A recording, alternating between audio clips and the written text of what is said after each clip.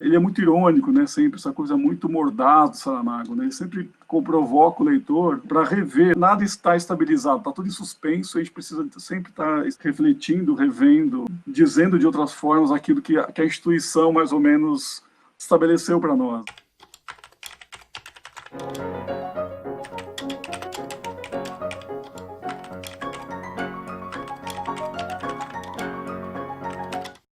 Em dezembro de 2019, o Jurandir Renovato, né, que é editor do jornal USP, da revista USP, nos convidou para propor um dossiê sobre o Saramago. Né? Esse ano se completam 10 anos da morte, né, do Saramago. E aí esse pessoal foi convidado, né, esses meus colegas, e cada um assumiu um texto, um romance diferente, uma abordagem totalmente diferente, mas sempre tentando dar ao texto um caráter interdisciplinar. Né? Então, literatura, história, a biologia, no caso, a filosofia, no caso do Marcelo Lachá. Eu acho que foi bem bacana esse processo. Esse interesse que o Saramago tem na história de Portugal, mas também nas teorias da história, na historiografia, no modo de escrever história, é uma base da gente entender o Saramago. E a outra questão é que os temas que ele aborda, esse protagonismo que ele quer dar, justamente aquilo que os manuais de história em geral desprezam os trabalhadores, desprezam os assessores do rei, por exemplo, né, todos os fidalgos que trabalham numa corte, por exemplo, acho que ele conseguiu introduzir uma subversão no bom sentido, ou uma perversão, se a gente quiser, que é desconfiar desse discurso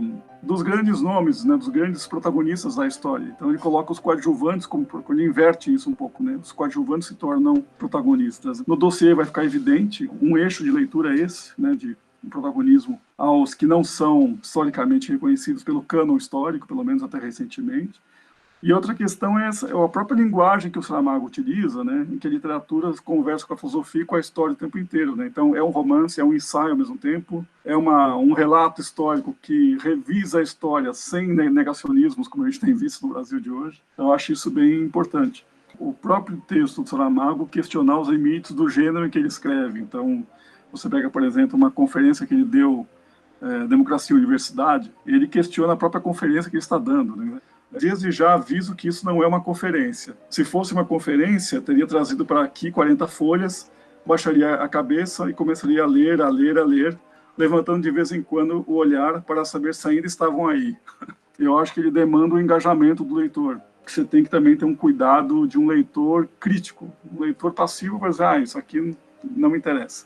Né? Vai haver uma rejeição. Nas aulas do Saramago, eu abro o semestre dizendo, esse curso não é dogmático.